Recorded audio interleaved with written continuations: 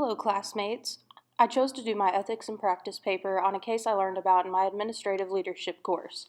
This corruption scandal took place in the city of Bell, California. Here's a brief synopsis of the facts surrounding the case. Prior to a Los Angeles Times article titled, "Is a City Manager Worth $800,000?" the city of Bell was considered a business-as-usual town.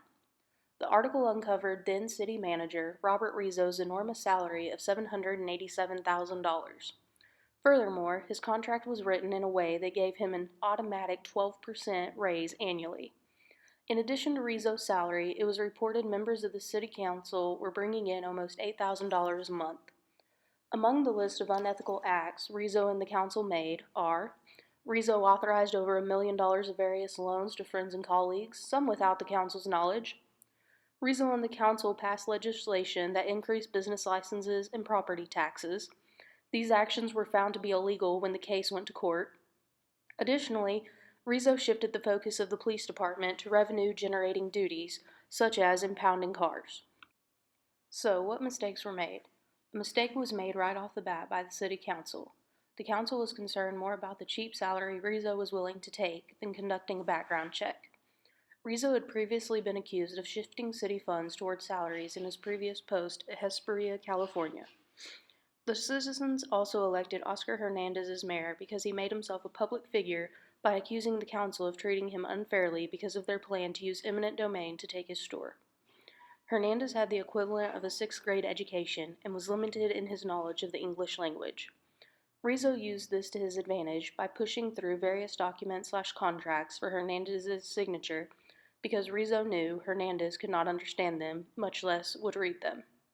Moreover, the council members served on multiple committees, giving a select group of citizens complete control over city business. How could ethics have played a role?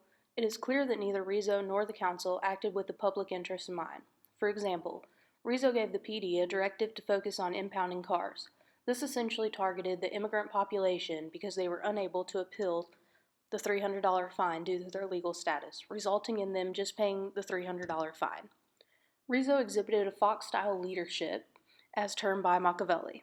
This is evidenced by him pushing the council to become a charter city in order to maintain their high salaries, eliminating the state's interest in their salary.